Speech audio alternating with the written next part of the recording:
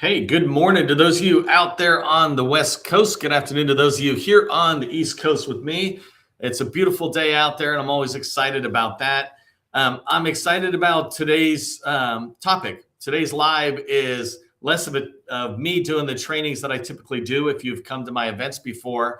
Today, I'm going to be bringing on Kate Ostdiek from KZO Consulting. She and I are professional friends out there on LinkedIn, and really getting to know each other. But one of the things I liked about our kind of overlap of skills and understanding in the government space is I tend to be all about sales and really the earliest in the sales life cycle or the acquisition life cycle, the better for me. Where Kate also plays in that world, but her strength and what we're going to be talking about today is post award, right? How do you sit there and really have the most success post award? And so today we're going to be talking about why large prime contractors sometimes don't pay you.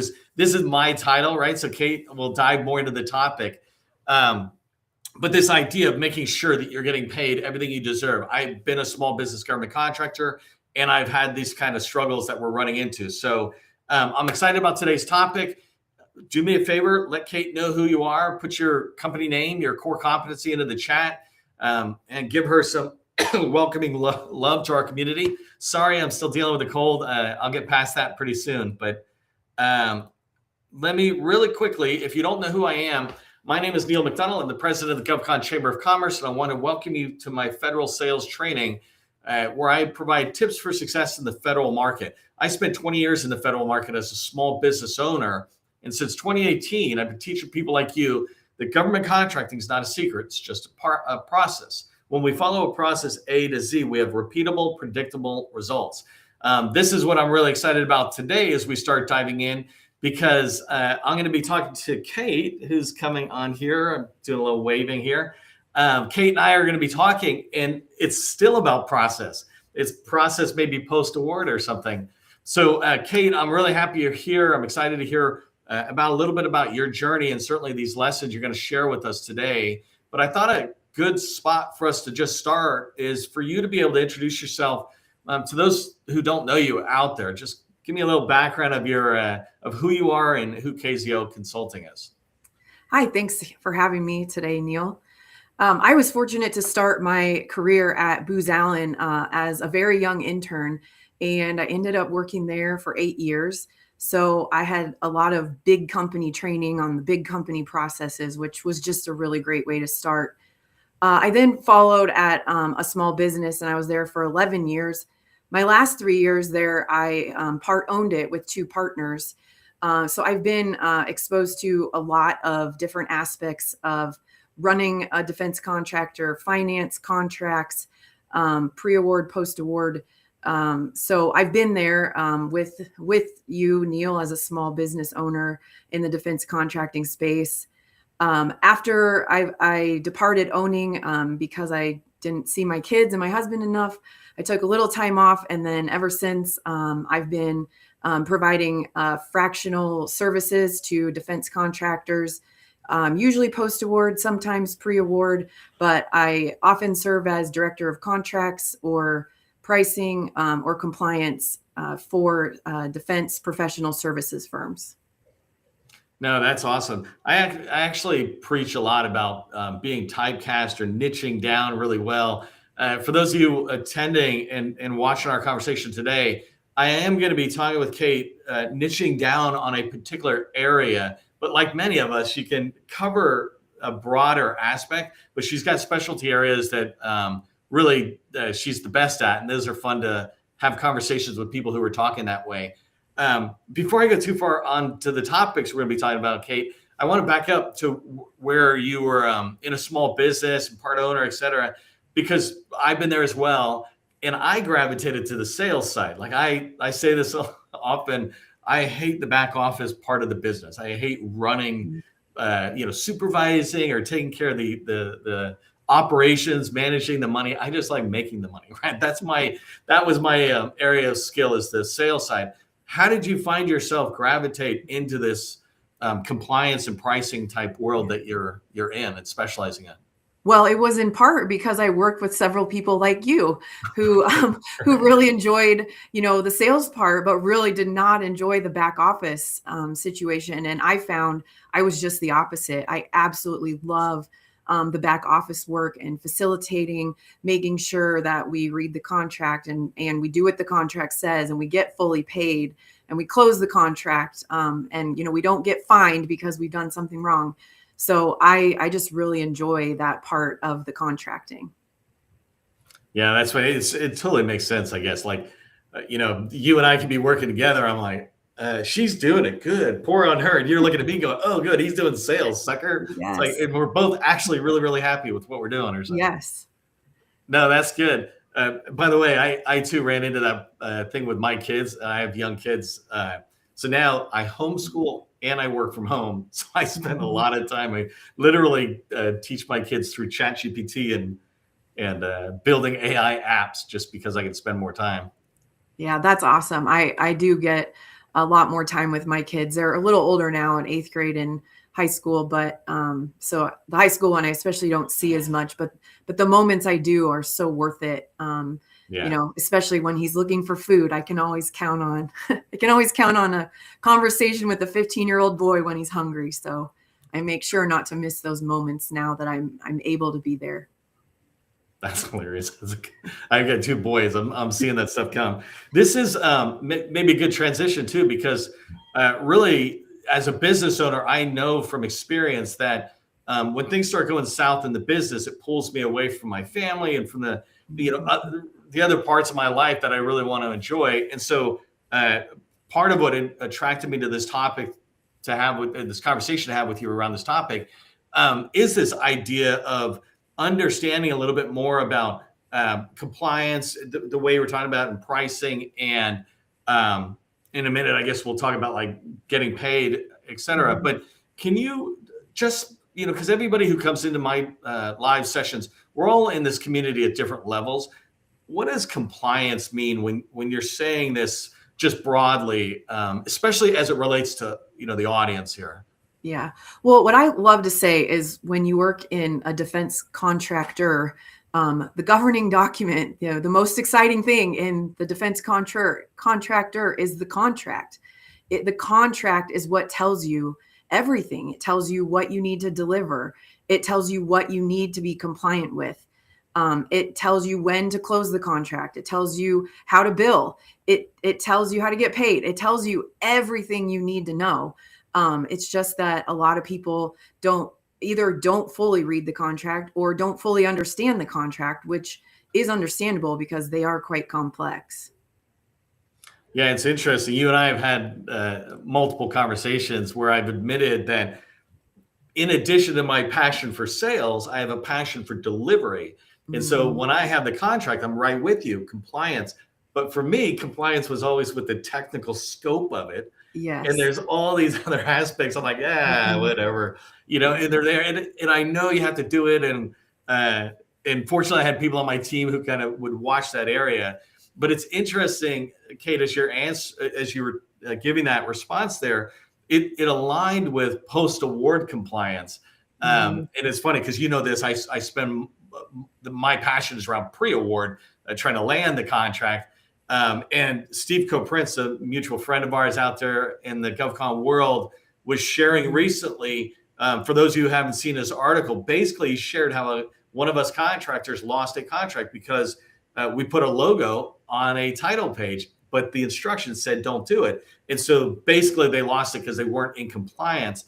And so often we think about compliance matrix in order to win the contract. And I like this transition that you're pushing in, going, well, there's compliance afterwards too. Like Yes. this is where it almost really begins to step up Mhm. out there. What are some of the top mistakes we make related to compliance, or top challenges maybe we have as small businesses? Yeah, I'd say the top three are: number one, not fully reading and or understanding the contract. Number two, not fully delivering on the contracts. That'd be kind of more, your area there of the statement of work and the procedural deliverables. Yeah. And then not fully billing or fully receiving payment for the work you did. I would say those are the top three mistakes I see, and all of those mistakes can be quite costly, because even if it's not the third one where you're not fully getting paid, not delivering can be quite costly for your next proposal or the next time you try to win work with that client.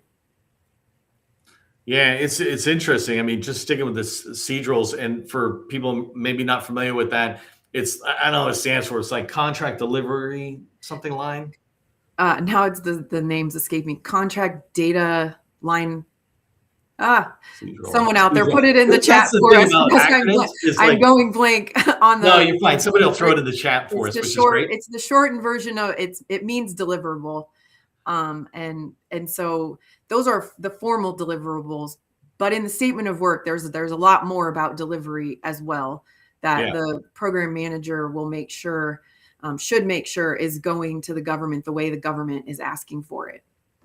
Yeah, it's one of my the things I always did, and my piece of advice for people when I guide them on contracts, and especially starting a contract, is like within that first week of the start of the contract, you need to be sitting down with the contracting officer representative, or the core, and the program manager. So all three stakeholders are in there, and you present the contract back to them in plain language, going, "Did we miss anything? Anything else you guys are tracking on?" And generally, those acquisition folks on the other side are also doing that same kind of thing. They want a successful contract. So that's on the technical scope side, et cetera. What about on the? I know we're going to be talking about like interacting with prime contractors, especially maybe as a sub. Mm-hmm. But what about pricing mistakes that we make? Right? There's pricing things you can do before you bid. But what about some of those challenges maybe you see us making, mistakes we're making out there related to the overall price or maybe labor categories or whatever? Yeah, there are a few things. Make sure you understand the difference between the award value, which is the government's intended full value of the contract, and the current funded value. Often the government does not fully fund. And so it's really important to understand, did you get fully funded or were you only partially funded? And if you were partially funded, how long will that last? And do you need to be, conservative with how you use the funds, or does the government really want you to go all out and get the work done as fast as possible? Really making sure you understand what the government wants there is incredibly important. Yeah, it was funny until you and I met and started talking. It never occurred to me that people would get contracts that wouldn't get fully funded, because the world I played in, we were not only fully funded, but we were able to accelerate the spend because our customers would recognize getting value earlier. It's like, you already committed to getting this in 5 years. Why don't we give it to you in 3 years? Same amount of money. Wow. For us, everybody, it's a win if you really look at it. But if you change that to what you're saying, on whether it's fully funded, can I ask you to just pull a little thread on that for a second? What advice would you give people on how they can check that, like when they should check that, and then maybe what to do when they notice that it's different than what they expected? Yeah, well, the contract value should match the proposal. That's what the government intends to give you in the long run. So the way to check that is against your proposal. And then there's another section immediately following in the contract that shows you what the actual funding is.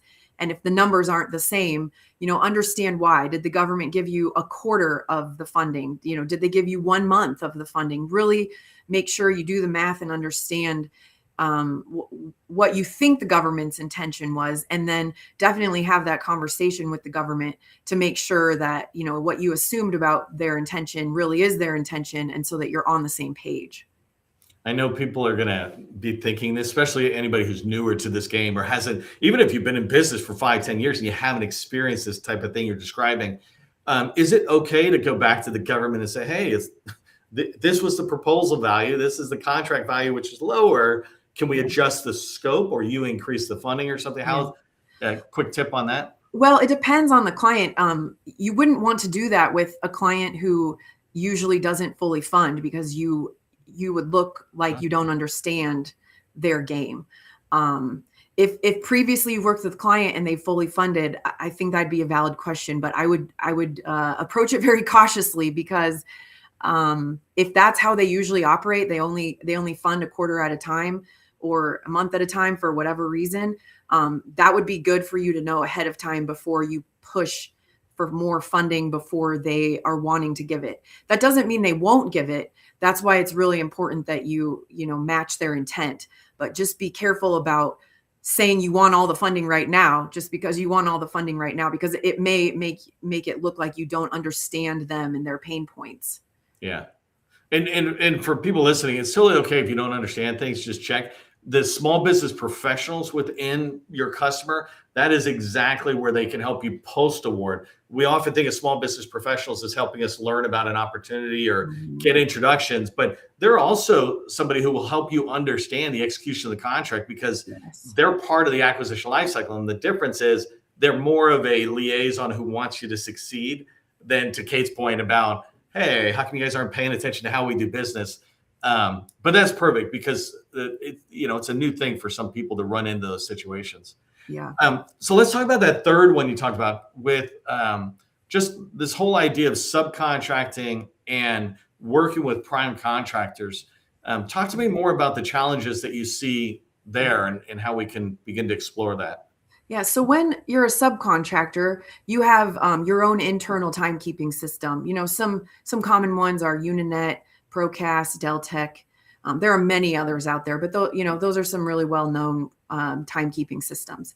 And then what happens when you're working for a large prime, and I'm talking about usually the well-known large primes, Booz Allen, Northrop Grumman, SAIC, the big dogs. They have what they call their supplier management systems. And when you're in professional services, you as the employee doing the billable work on the subcontract, you have to enter your time into your own company's, the subcontractor's timekeeping system. And then you have to turn around and enter that exact same time into the prime's supplier system.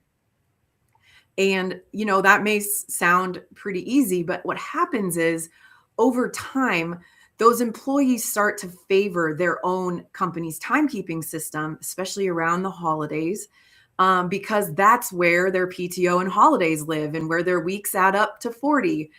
And so then the employees can sometimes start to get lazy or just forget about putting their time into the prime supplier system. Now, the downside about that is the prime supplier system auto generates the invoice from you, the subcontractor. So if your employees aren't putting their time in to that system, all of a sudden you're not getting paid for those hours. And the invoices that are the true invoice generated by that prime supplier system are suddenly not matching your invoices internally if the employee put the time into your system and not the prime system. It's funny, just for everybody else, I mentioned this, I think, to you before, Kate, but this idea when she and I were talking about a topic and we're like, oh, let's talk about this topic about primes and subs. I was like, well, I mean, does that really happen that often? And the minute I said that, I went right back to both of my government contracting companies. And not only my employees, but myself as a billable employee, I hated it. Like Lockheed Martin was one of our primes that we worked with on the government, and you had to put it in their system and mine. Pretty soon it's like, oh, I don't even want to do these kind of things.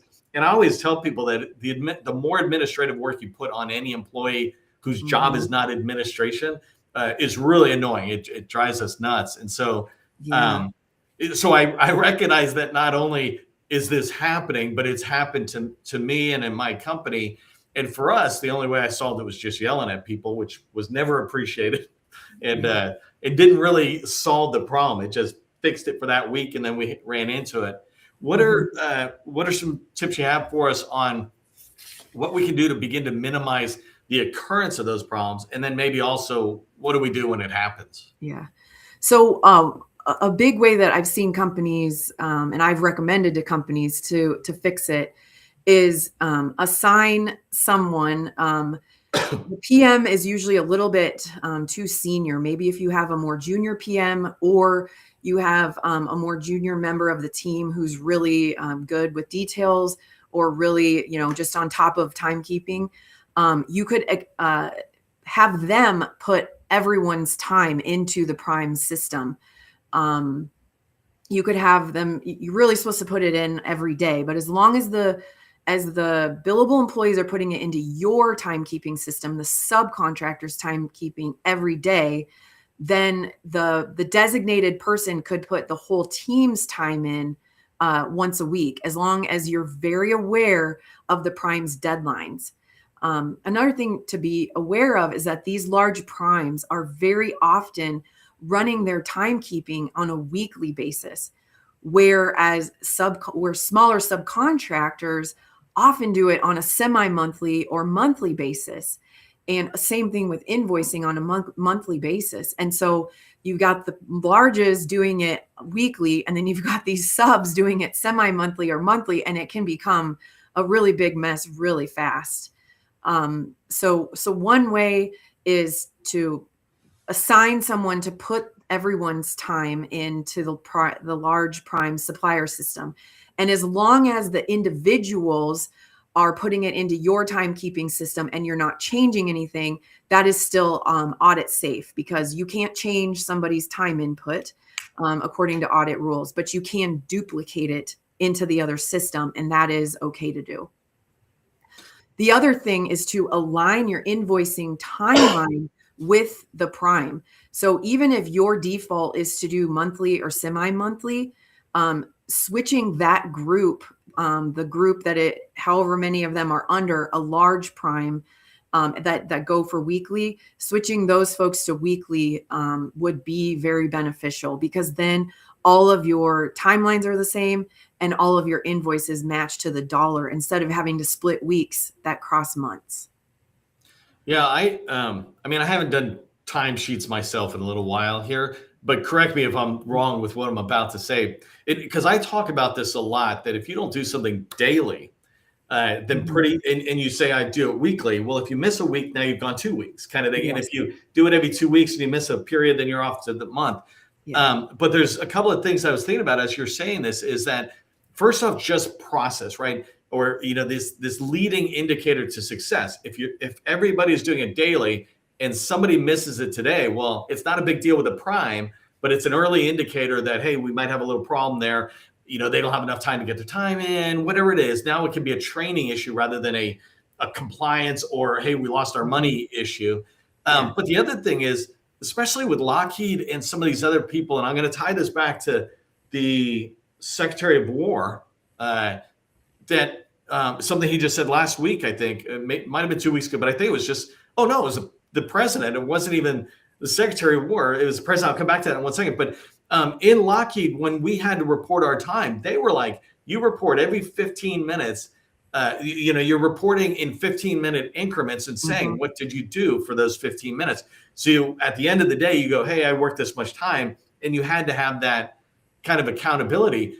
Yeah. President Trump just in the last week or so threatened Raytheon, I think, that, hey, I'm going to pull your contracts if you can't tell me what you guys are doing. If you can't step up the pace of building weapons, but you also can't tell me what you're doing. And if this is what he is telling the large primes, these are who you're saying that, we've got to watch out for ourselves as smalls. Yes. Yes. It's really critical that your employees are entering their time every single day into your timekeeping system as the subcontractor. That is not optional. So every single day must be happening in your timekeeping. It is okay. It is preferred that it goes into the large primes every day. But even if you have someone doing it every other day, or even as long as you meet the weekly deadline, as long as there isn't some special term in your contract, as like we said before, always read your contract. But from what I've seen, generally speaking, as long as the time is in the large prime supplier system by the deadline given, which is usually a Friday afternoon, every Friday, then you are clear. But to be compliant for your own company, you absolutely must have your employees putting that time in every day. Now, exactly what they're working on, that's kind of a different conversation. But definitely in general terms, all the work they're doing, that they're billing, must be furthering the statement of work attached to the contract they're billing to. If that's not happening, we have other issues.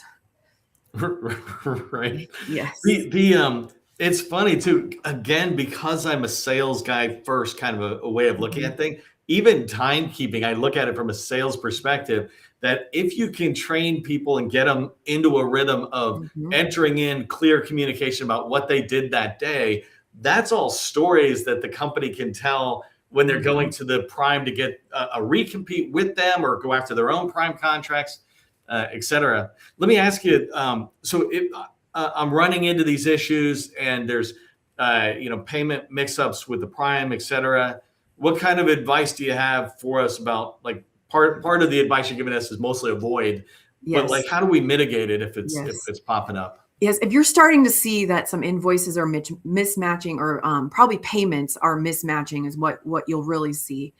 Um, Pause and make sure that somebody, probably somebody in finance, possibly a PM, if you've got a really good one, go back and reconcile the timesheets. And I would recommend going back a minimum of a year, because if you're starting to see an issue cropping up with payments not matching, who knows how far back it went. And I have found tens of thousands of dollars, that clients have accidentally underbilled, because no one was reconciling the timesheets from their subcontractor system, against the large primes supplier system. So reconcile, reconcile, reconcile. No, that's perfect. And by the way, for everybody listening, that is an area of specialty that Kate has and KZO Consulting offers. Actually, let me put on her email really quick. Where is it? There. You should see her email, and maybe somebody can throw it in the chat. If you have questions about what we've been talking about, because we're running out of time here, if you have questions, reach out to Kate. This is what she does for other companies. She can help you explore this topic for your company. And to something she just said, part of a big value of her services is helping recover Yes. some of that lost revenue. And that's what it really is. I mean, it seems like as we have this conversation, we might be talking about compliance or timesheets and saying those are these kind of things. But really, when it comes down to this, Kate is here talking to us about how do we make sure that we get to keep all the revenue we've earned. And the primes and the government want us to have it as small Yeah. businesses. We just sometimes make mistakes that she can help us avoid or at least recover from. Yes, and the primes really do want you to have it. Not only is it lost revenue, which is incredibly important to a small business, it's also non-compliance. And so it is really important that if you reconcile, find that you've missed some revenue, that you appropriately reach out to your large prime, and give them, give them all the information that you've reconciled, and make sure you request payment for those missed hours, because according to their contract with the government, they're supposed to be paying you, and they don't want to miss out on paying a small business, because that doesn't look good for them either. No, that's perfect. And I want people to just remember, as I'm always trying to tell people, hey, give me 2, 3 words that is about your company. But if we tie a couple of word keyword phrase to your company and what we're talking about, is it post award compliance? Is that a good thing for people to remember about your company? Yes, that would be great. Okay, that's perfect. So some of you might want to use Kate's services, reach out to her. Others of you are in the industry. Keep in mind, right? If they're looking for somebody who does American Sign Language, talk to Kami from from Graham. And if they're looking for post award compliance or an expansion on this topic, please keep Kate in mind and send an email to her and engage. Yes. Thanks so much for having me today, Neil. It's always fun to talk to you. I love how complementary our skills are. Yeah. Oh, you're welcome. I mean, from my perspective, it's exciting because I get to Yeah. come across like I'm an expert because I'm just near you. But really, the whole time I'm learning. I'm like, Yeah. okay, I'm understanding where you're at, what you're doing. Even though I've had my own companies, there's so much that each of us can learn Mhm. from each other. And so I appreciate you coming on. I'm going to have you come back another time and kind of explore other topics like we talked about. But For now, thank you very much. I'm going to tell people to follow back up with you on email, which you can see here at kate@kzoconsulting.com, or they can connect with you on LinkedIn as well, right? That's right. Thank you so much. You're welcome. And for everybody out there, just remember, whether it's postal work compliance or federal sales, government contracting is not a secret. It's just a process. Part of the process is ending on time. It's 12:30. We will see you next time. Thank you. Bye, Kate. Bye.